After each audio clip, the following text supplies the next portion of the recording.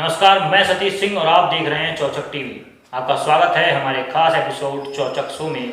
आज हम बात करेंगे चक्रवाती तूफान तोकते के बारे में, साथ ही हिलती हुई एम्बुलेंस की अश्लील हकीकत, साथ ही जिक्र करेंगे मोहन भागवत के मोटिवेशनल वीडियो की और इजराइल और फिलिस्तीन के भयंकर युद्ध की, साथ ही कैसे पंजाब के मुख्यमंत्री ने धर्म के आधार पर एक नया जिला बनाया है और दिल्ली में प्रधानमंत्री के विवादित पोस्टर की।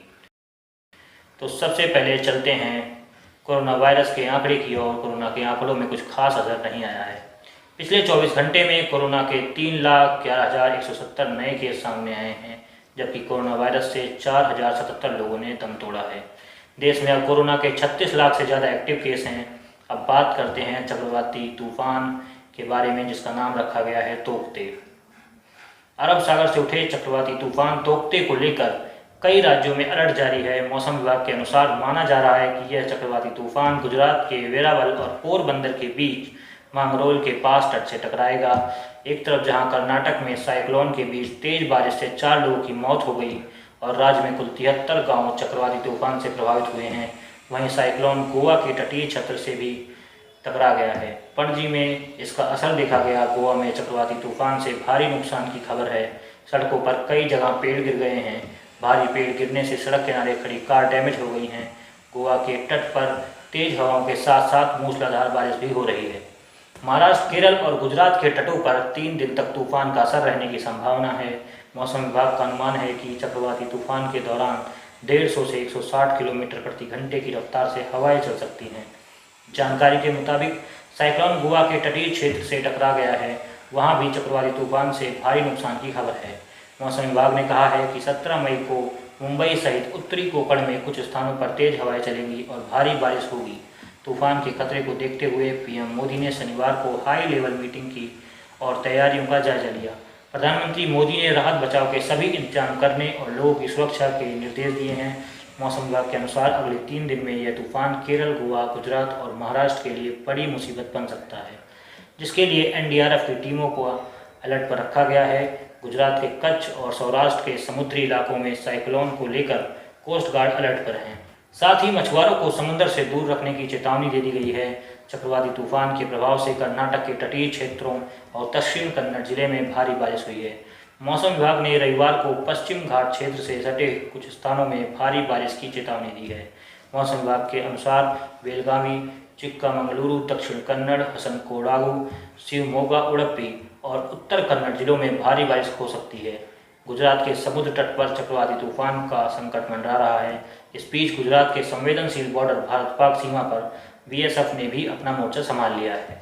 कच्छ के तारीख बॉर्डर इलाके में मछुआरों को समुद्र किनारे जाकर मछलियां न पकड़ने की सलाह दी गई है।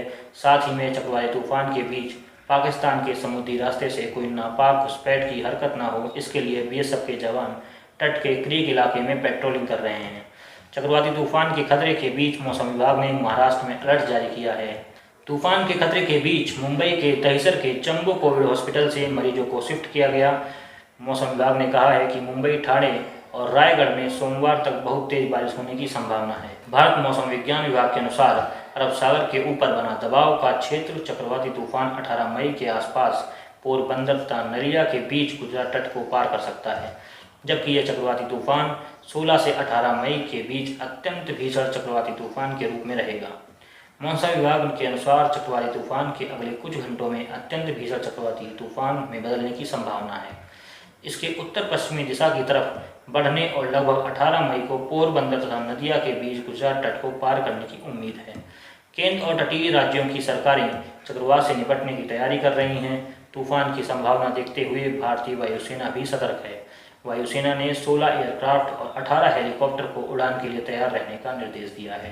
प्रधानमंत्री नरेंद्र मोदी ने भी शनिवार को दिल्ली में अफसरों के साथ बैठक की है। 5 राज्यों की सरकारें और दिल्ली का पूरा तंत्र तूफान से निपटने के लिए तैयार है। मछुआरों को समुद्र किनारे न जाने की हिदायत दी जा रही है। एमपी चक्रवात पर तैयारियों को लेकर गृह मंत्री अमित शाह की समीक्षा बैठक जारी है। उसमें गुजरात, महाराष्ट्र, मादिर और दादर नागर हवेली राज्य के अधिकारियों के शामिल होने की खबर है। तो चलिए चलते हैं अगली खबर की तरफ। कोरोना काल में मरीजों के लिए एम्बुलेंस की किल्लत से हर कोई वाकिफ है, लेकिन उसी एम्बुलेंस में लोग रंगरलियां मनाते हुए पकड़े जाएं, इससे ज़्यादा शर्मनाक कुछ और नहीं हो सकता है। उत्तर प्रदेश के वाराणसी से ऐसे ही एक मामला सामने आया है। दरअसल ये पूरी घटना वाराणसी स्थित रामनगर थाना क्षेत्र की है, जहां सूजाबाद चौक इलाके में कुछ ऐसा ही हुआ। 3 युवक और युवती को रंगरलिया मनाते हुए पुलिस ने पकड़ लिया और एम्बुलेंस में चारों के खिलाफ मुकदमा दर्ज करते हुए जेल भेज दिया है। यह सब तब हुआ जब एम्बुलेंस को लोगों ने हिलते हुए पाया और उन्होंने पुलिस को बुलाया और पुलिस आई तब चौंकाने वाला खुलासा हुआ।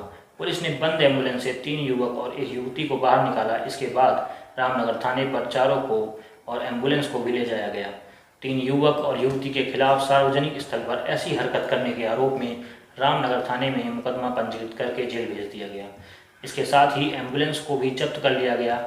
इस बारे में कोतवाली सर्किल के एसपी प्रवीण सिंह ने बताया कि चारों लोगों के खिलाफ सार्वजनिक स्थल पर अश्लील हरकत करने के आरोप में मुकदमा दर्ज कर लिया गया है और एम्बुलेंस भी जब्त कर ली गई है। उन्होंने बताया कि एम्बुलेंस गंगा सेवा सदन नामक एक निजी अस्पताल की है, जिसे अस्पताल वालों ने एक युवक को किराए पर चलाने के लिए दे रखा था। इसके अलावा इस अस्पताल के पहले भी कई और शिकायतें मिल चुकी हैं, उसकी अभी जांच चल रही है। यह भी बताया गया कि पहले तो लोगों को समझ नहीं आया कि सुनसान इलाके में एम्बुलेंस क्यों खड़ी है। हालांकि वे काफ़ी देर तक जब खड़ी रही तो लोगों को शक होना शुरू हुआ, क्योंकि एम्बुलेंस हिल रही थी। लोगों ने तत्काल पुलिस को सूचना दे दी। बता दें कि इस कोरोना वायरस एम्बुलेंस चलाने वाले की मनमानी बता दें कि इस कोरोना काल में एम्बुलेंस चलाने वालों की मनमानी सामने आ रही है। देश के तमाम हिस्सों में ऐसे मामले आ चुके हैं जब लोगों की मजबूरी का फ़ायदा उठाकर एम्बुलेंस वालों ने मनमानी पैसे वसूले। लोग मजबूरी में पैसे देते भी गए। हाल ही में दिल्ली सरकार ने ऐसे एम्बुलेंस ड्राइवर के खिलाफ सख्त एक्शन लेने को कहा है। इस महामारी के दौर में भी इंसानियत नहीं दिखा रहे और लोगों से मनमाना किराया वसूल रहे हैं। तो चलिए चलते हैं अगली खबर की तरफ। देश में कोरोना वायरस की दूसरी वेव के बीच 15 मई को राष्ट्र स्वयंसेवक संघ के सरसंघचालक मोहन भागवत ने हम जीतेंगे पॉजिटिविटी अनलिमिटेड नाम की व्याख्यान श्रृंखला को संबोधित किया। इस व्याख्यान श्रृंखला के कार्यक्रम में उपस्थित सर्व श्रोतागणों को मेरा सादर सस्नेह नमस्कार। सकारात्मकता के बारे में बात करने के लिए मुझे कहा है। कठिन है क्योंकि समय बहुत कठिन चल रहा है। अनेक जगह अनेक परिवारों में कोई अपने कोई आत्मीय बिछड़ गए हैं। अनेक परिवारों में तो भरण पोषण करने वाला ही परिवार का सदस्य अचानक चला गया। 10 दिन में जो था वो नहीं था ऐसे हो गया और इसलिए अपने वाले के जाने का दुख और भविष्य में खड़े होने वाली समस्याओं की चिंता। उन्होंने ऑनलाइन संबोधन में कहा कि यह समय कठिन है, लेकिन हमें मन को पॉजिटिव और शरीर को कोरोना से निगेटिव रखना है। भागवत ने यह भी कहा कि सरकार और जनता दोनों की तरफ से पहली वेव के बाद भीड़ छोड़ी गई, इसलिए दूसरी वेव में हालात इतने बिगड़े। वे बोले, पहली लहर आने के बाद हम सब लोग जरा गफलत में आ गए। क्या जनता, क्या शासन और क्या प्रशासन, सबको पता था। डॉक्टर लोग इशारा दे रहे थे, फिर भी गफलत में आ गए, इसलिए संकट खड़ा हुआ। अब आगे तीसरी लहर की चर्चा कर रहे हैं, लेकिन डरना नहीं है। जैसे चट्टान से टकराकर सागर की लहर चूर चूर होकर लौटती है, वैसे ही इस आपत्ति को लौटना होगा। हमें ऐसी तैयारी करनी है। इस बीच मोहन भागवत ने संघ के संस्थापक डॉक्टर हेडगेवार का किस्सा सुनाया। वह बोले, संघ के संस्थापक डॉक्टर हेडगेवार की किशोर अवस्था में उनके माता पिता दोनों स्वयं की चिंता न करते हुए समाज के लिए काम करते थे। उस समय भी ऐसी ही महामारी फैली हुई थी, प्लेग। उस समय तो दवाइयाँ भी नहीं थी। ऐसा मानकर चलना पड़ता था कि समाज की चिंता करेंगे तो निश्चित रूप से हम पर भी गाज गिरेगी। ऐसे में प्लेग केस रोगियों की सेवा करते हुए एक ही दिन में दोनों चल बसे। डॉक्टर हेडगेवार उस समय किशोर ही थे, लेकिन इस आपदा के बाद भी उन्होंने समाज के लिए काम किया। भागवत ने ब्रिटेन के प्रधानमंत्री रहे विंस्टन चर्चिल से जुड़ा भी एक किस्सा सुनाया। बोले कि चर्चिल के कार्यकाल में उनकी टेबल पर एक वाक्य लिखा रहता था। वाक्य था, please understand and there is no pessimism in this office. We are not interested in the possibility of defeat, they do not exist. माने हम हार की चर्चा में बिल्कुल रस नहीं रखते, क्योंकि हमारी हार नहीं होने वाली। इसलिए हमें कोरोना के खिलाफ लड़ाई भी हार की संभावना को मन में आने ही नहीं देना है। तो चलिए चलते हैं अगली खबर की तरफ। इजराइल फिलिस्तीन के बीच विवाद बढ़ता ही जा रहा है। इजराइल ने गाजा की सीमा पर अपने सैनिकों को जमीन से लड़ने के लिए भेज दिया है। AAFP ने अपनी रिपोर्ट में कहा है कि इजरायली हमले की आशंका के चलते गाजा में कई लोग अपने घरों को छोड़कर जा रहे हैं। इजरायल की आर्मी ने एक बयान में कहा है कि आसमान में इजरायली प्लेन और ज़मीन पर सेना गाजा पट्टी में एक हमले को अंजाम दे रही है। इजरायली आर्मी के प्रवक्ता जॉन ने भी इसकी पुष्टि की है। वैसे उन्होंने यह नहीं बताया कि ऑपरेशन कितने बड़े पैमाने पर किया जा रहा है। गाजा सीमा पर फाइटर जेट और हेलीकॉप्टर से हमले तेज हो गए हैं। वहां पर भारी गोलाबारी हो रही है। शुक्रवार की सुबह जारी किए गए एक बयान में इजरायली प्रधानमंत्री बेंजामिन नेतन्याहू ने कहा है कि फिलिस्तीन आतंकवादियों के खिलाफ इजरायल का सैन्य ऑपरेशन जरूरत रहने तक जारी रहेगा। साथ ही कहा कि गाजा का इस्लामिक संगठन हमास इसकी भारी कीमत चुकाएगा। वहीं हमास की सेना के प्रवक्ता ने भी कहा है कि इजरायल की सेना यदि ज़मीन पर लड़ाई शुरू करती है तो उनका संगठन कड़ा सबक सिखाने के लिए तैयार है। 10 मई को अल अक्सा मस्जिद में फिलिस्तीनियों और इजरायली सुरक्षा बलों के बीच झड़प शुरू हुई थी। इसमें दर्जनों फिलिस्तीनी प्रदर्शनकारी घायल हो गए। वहीं फिलिस्तीन के चरमपंथी गुट इजरायल पर ताबड़तोड़ रॉकेट दाग रहे हैं, लेकिन इजरायल की मिसाइल रोधी सिस्टम के चलते उसे उतना नुकसान नहीं पहुंच पा रहा है जितना इजरायल के हमले से गाजा को नुकसान हो रहा है। इजरायल के हवाई हमलों से गाजा में भारी तबाही हो रही है। गाजा पर हुए इजरायली हमले में अब तक कम से कम 83 लोग मारे गए हैं, जिनमें 17 बच्चे भी शामिल हैं।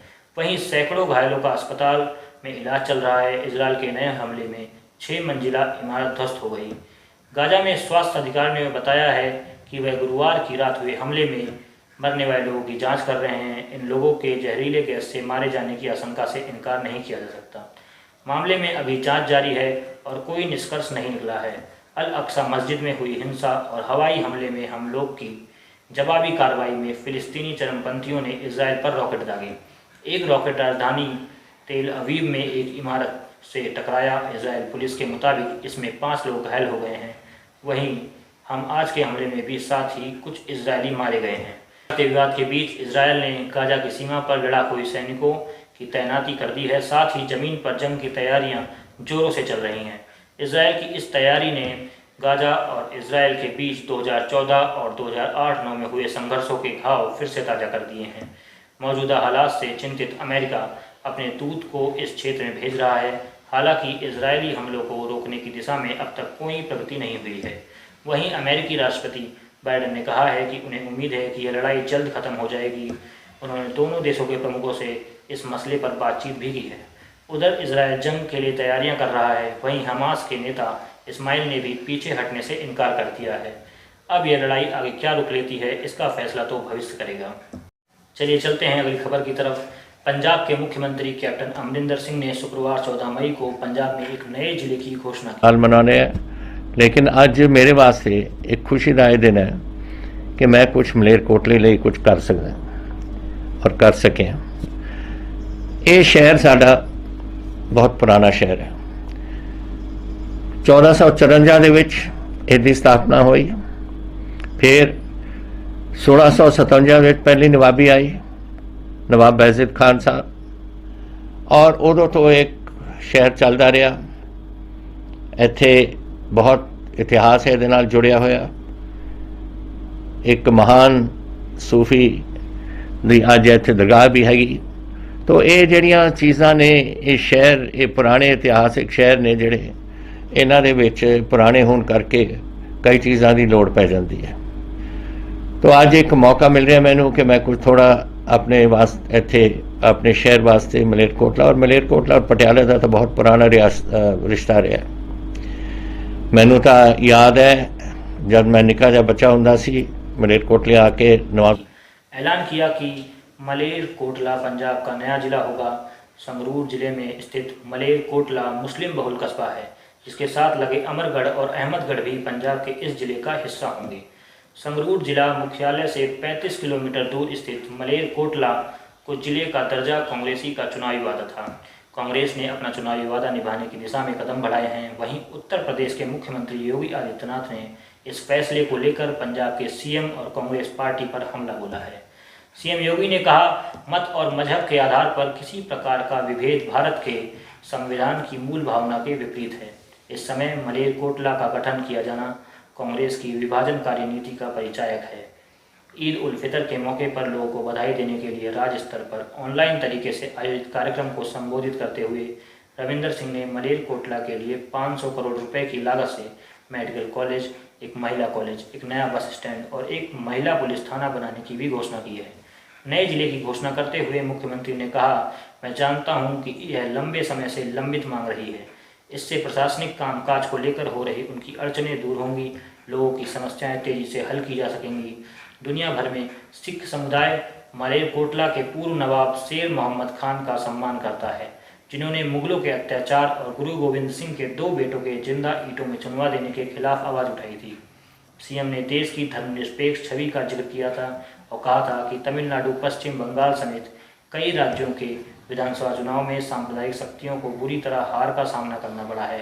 बाद में एक ट्वीट में सिंह ने कहा था कि यह साझा करते हुए खुशी हो रही है कि ईद उल फितर के पाक मौके पर मेरी सरकार ने घोषणा की है कि मलेरकोटला राज्य का नया जिला होगा। 23वें जिले के लिए विशाल ऐतिहासिक महत्व है। जिला प्रशासनिक परिसर के लिए उचित स्थान का तत्काल पता लगाने का आदेश दिया है। उन्होंने कहा कि देश की आज़ादी के वक्त पंजाब में 13 जिले थे। साल 1947 में बंटवारे के दौरान मलेरकोटला में काफ़ी हद तक शांति रही, जबकि भारत पाकिस्तान सीमा पर सांप्रदायिक संघर्ष और बड़े पैमाने पर पलायन हुआ। लेकिन हमारी राय यह है कि हर एक चीज़ ठीक है, लेकिन कभी भी देश में किसी भी तरह का विभेद धर्म के अनुसार पर करना कतई भी ठीक नहीं है। तो चलिए चलते हैं अगली खबर की तरफ। दिल्ली के कुछ इलाकों में प्रधानमंत्री नरेंद्र मोदी के नाम लिखे पोस्टर चिपकाने के मामले में पुलिस ने 25 लोगों को गिरफ्तार किया है। इस मामले में 21 एफआईआर दर्ज की गई थी। आईपीसी की धारा 188 और दूसरी धाराओं के तहत केस दर्ज हुए हैं। गुरुवार 13 मई की रात दिल्ली पुलिस को जानकारी मिली कि दिल्ली के अलग अलग इलाकों में पोस्टर लगे हुए हैं, जिन पर लिखा था, मोदी जी आपने हमारे बच्चों की वैक्सीन विदेश क्यों भेज दिया। दिल्ली के east, north east, central, north Rohri और द्वारका डिस्ट्रिक्ट में यह पोस्टर लगाए गए थे। इंडियन एक्सप्रेस की खबर के मुताबिक गिरफ्तार किए गए आरोपियों में 19 साल का स्कूल ड्रॉप आउट, 30 साल का रिक्शा चालक, लकड़ी का काम करने वाला 80 साल का बुजुर्ग शामिल है। अखबार के मुताबिक जिन लोगों को पोस्टर लगाने के आरोप में गिरफ्तार किया गया, उनमें से या तो दिहाड़ी मजदूर थे या बेरोजगार युवा। उन्हें पोस्टर के कंटेंट और इसकी राजनीति के बारे में कोई जानकारी नहीं थी। इंडियन एक्सप्रेस की खबर के मुताबिक ईस्ट दिल्ली के मंडावली से 4 लोगों को गिरफ्तार किया गया था। एक आरोपी राहुल त्यागी ने अखबार को बताया, आप पार्षद धीरेन्द्र कुमार के ऑफिस के कर्मचारियों की ओर से उन्हें करने को दिया गया था। उन्हें कल्याणपुरी में लगाने के लिए 600 रुपये देने का वादा किया था। हालांकि आप पार्षद ने आरोपों से इनकार किया है। वहीं आम आदमी पार्टी के ट्विटर हैंडल से 16 मई को एक ट्वीट किया गया। इसमें वही पोस्टर है। कैप्शन में लिखा है, सुना है पोस्टर शेयर करने से पूरा सिस्टम कांपने लगता है। राहुल त्यागी के परिवार ने उनकी जमानत करा ली है। उसने अखबार को बताया, मुझे पैसे देने का वादा किया गया था जो नहीं मिला। पुलिस ने पोस्टर ले लिए। मेरी बाइक अभी भी थाने में है। पुलिस ने कहा कि हम लोग कोरोना के दौरान पोस्टर और बैनर नहीं लगा सकते। इस तरह उत्तरी दिल्ली के तिमारपुर से पुलिस ने तारिकेश्वर जायसवाल को गिरफ्तार किया था। एक अधिकारी ने बताया कि लॉकडाउन के दौरान उसने अपनी नौकरी खो दी थी। तारिकेश्वर से एक व्यक्ति ने संपर्क किया और पोस्टर लगाने के बदले 500 रुपये देने की बात कही। उसी समय भजनपुरा, खजूरी खास और दयालपुर पुलिस थाने में भी केस दर्ज किया गया है। पुलिस ने 19 साल के संजय कुमार को गिरफ्तार किया था। उसे भी पोस्टर लगाने के बदले 400 रुपये देने को कहा गया था। पुलिस पता लगा रही है कि वह कौन लोग हैं जिसने पोस्टर लगवाने के लिए संपर्क किया था। इस मामले की जांच कर रहे हैं। पुलिस अधिकारियों का कहना है कि जिन्हें गिरफ्तार किया गया था वह मुख्य रूप से पोस्टरों को प्रिंट करने और लगाने का काम करते हैं। इसकी जांच चल रही है कि उन्हें यह काम किसने सौंपा था। इस अधिकारी ने कहा कि गिरफ्तार किए गए सभी लोगों को जमानत पर रिहा कर दिया गया है। आज के लिए बस इतना ही। देश दुनिया की सभी खबरों को जानने के लिए सब्सक्राइब कीजिए चौचक टीवी को और बेल आइकन भी प्रेस कर देना।